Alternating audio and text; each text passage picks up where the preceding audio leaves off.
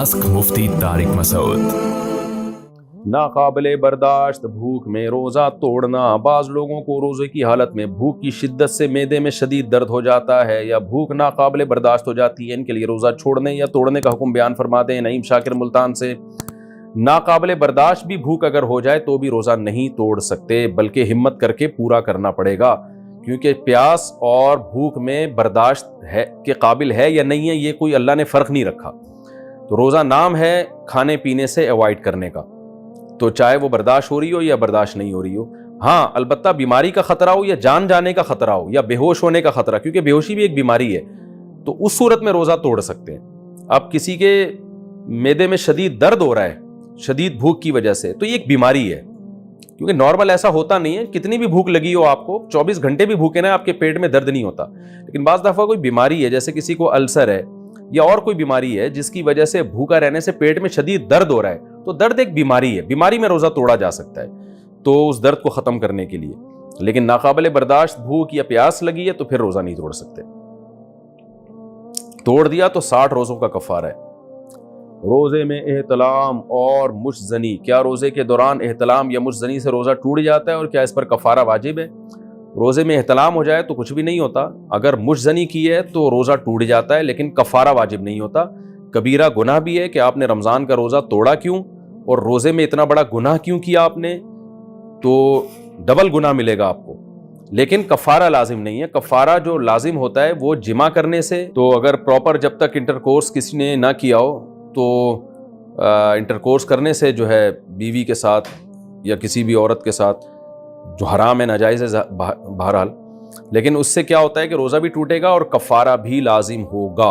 लेकिन अगर इसके बगैर ही कोई डिस्चार्ज हो गया, चाहे ज़ौजा के ज़रिए हो या अपनी हाथ के ज़रिए हो, अपने हाथ के ज़रिए, जो अपने हाथ से ये काम करना तो बहरहाल बहुत बड़ा गुनाह है और रोज़े में तो और भी ज़्यादा बड़ा गुनाह है, लेकिन ये कि उससे रोज़ा तोड़ने का गुनाह होगा, कफ़ारा लाजिम नहीं होगा। तो जो नौजवान रोज़ा रख के अगर खुदा न ख्वास्ता ये काम कर लेते हैं, मुजज़नी कर लेते हैं, तो तौबा इस्तिग़फ़ार भी करें और बाद में एक रोज़ा क़ज़ा भी करें, लेकिन कफ़ारा उन पर लाजिम नहीं है। रोज़े में इंजेक्शन और ड्रिप का हुक्म। रोज़े की हालत में इंजेक्शन या ड्रिप लगाने का हुक्म बयान कर दें। कुछ नहीं होता है, ड्रिप या इंजेक्शन लगाने से रोज़ा नहीं टूटता। कौन सी उल्टी होने से रोज़ा टूट जाता है? उल्टी आई और निगल ली तो क्या रोज़ा टूट जाएगा? तलहा साहब कराची से। देखें, मुंह भर के उल्टी आई ना, फुल स्पीड के साथ, जो रोकना ही मुमकिन नहीं था आपके लिए, इतनी भर के, ऐसी उल्टी को निगलने से रोज़ा टूट जाता है। लेकिन आम तौर पे जो उबकाइयाँ आ रही होती हैं, सहरी के बाद लोगों ने इतना फोड़ा फाड़ा होता है, इफ्तारी में इतने पकोड़े फोड़ दिए और फिर सहरी में भी दबा के फोड़ फाड़ दिया, तो उसके बाद तबाही आ जाती है और वो उबकाइयाँ आती हैं, तो वो थोड़ी बहुत जो उबकाइयाँ आती हैं उनको निगल लिया तो इससे रोज़ा नहीं टूटता। उल्टी से 2 सूरतों में रोज़ा टूटता है। एक ये कि आप ने खुद से उल्टी की हलक में हाथ डाल के, और वो उल्टी भी मुंह भर के हुई हो, तो ऐसी उल्टी से रोज़ा टूट जाता है। एक तो ये। दूसरा ये कि उल्टी आपने खुद ना की हो, हुई मुंह भर के हो, लेकिन आपने निगल ली उसको, तो रोज़ा टूटता है। तो अगर खुद हुई तो भले मुंह भर के, यानी अगर खुद हुई और निगली नहीं तो बेशक मुंह भर के भी हो तो रोज़ा नहीं टूटता, क्योंकि आपने निगली नहीं है। और अगर खुद आपने हाथ डाल के उल्टी की मगर मुंह भर के नहीं हुई वो, तो भी रोज़ा नहीं टूटता। तो 2 ही सूरतें बची हैं कि हाथ डाल के मुंह में खुद से आपने उल्टी की हो तो मुंह भर के हुई हो तो रोज़ा टूटेगा, या ये कि खुद से उल्टी हुई हो मुंह भर के और आपने निगल ली हो तो रोज़ा टूटेगा। बाकी जितनी भी उल्टी की सूरतें उनमें रोज़ा नहीं टूटता। शुगर के मरीज़ का रोज़ा तोड़ना। मेरा शुगर लेवल अक्सर कम हो जाता है, अगर रोज़ा ना हो तो कुछ मीठा खा लिया जाए तो बेहतर होता है, लेकिन रोज़े की हालत में अगर शुगर लेवल कम हो जाए तो क्या रोज़ा तोड़ने की गुंजाइश होगी? नीज़ क्या रोज़े की हालत में इंसुलिन लगा सकते हैं? हबीबुल्लाह लाहौर से। देखें, अगर रोज़ा रखने से आपके शुगर लेवल डाउन हो गया, और तो ज़ाहिर है शुगर के पेशेंट को तो इससे मौत का भी ख़तरा होता है, कोमे में जाने का ख़तरा होता है, तो ऐसी सूरत में सिर्फ गुंजाइश ही नहीं है बल्कि रोज़ा तोड़ना लाजिम है, क्योंकि जान बचाना बहरहाल पहले फ़र्ज़ है। बाकी रोज़े की हालत में इंसुलिन लगा सकते हैं जी, इंजेक्शन हर तरह का लगाया जा सकता है रोज़े की हालत में। रोज़ा किस उम्र में फ़र्ज़ है? मेरी बेटी की उम्र 13 साल है मगर वो शरई तौर पर बालिग नहीं हुई, क्या इस पर रोज़ा फ़र्ज़ है? लेकिन लड़के पर किस उम्र में रोज़ा फ़र्ज़ होगा? उम्मे अहमद। देखें, बेटी की उम्र 13 साल है और भी रोज़ा फ़र्ज़ नहीं है, लेकिन चूँकि करीबुल बुलूग हो चुकी है تو آپ پر لازم ہے کہ بیٹی کو روزے رکھوائیں. یہ بھی ممکن ہے کہ رمضان میں ہی اس کو مینسز آنا شروع ہو جائیں, تو جیسے ہی مینسز آنا شروع ہوں گے اگلے دن سے وہ اسی دن سے بالغ سمجھی جائے گی, لہذا مینسز بند ہوتے ہی اس پر لازم ہوگا کہ روزے شروع کر دے. تو ورنہ اگلے سال تو روزے رکھنے ہی پڑیں گے اس کو, کیونکہ عموماً خواتین کو, بچیوں کو 14 سال سے پہلے مینسز آ جاتے ہیں.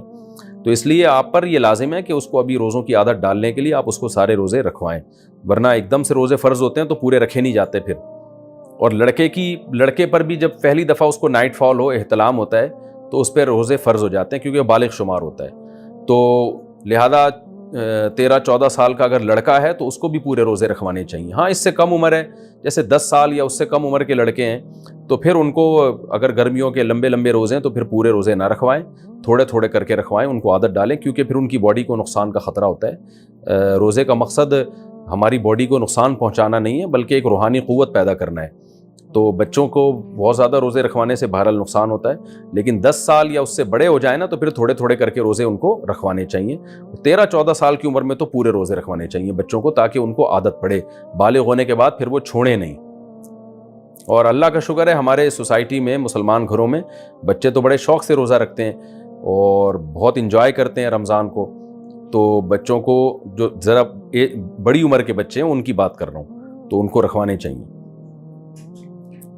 سحری اور افطاری. اچھا, چھوٹے بچے کی روزہ کشائی کرنا, کیا قریبی رشتہ داروں کو بلا کر بچے کی روزہ کشائی کرنا جائز ہے؟ عبید زبیری.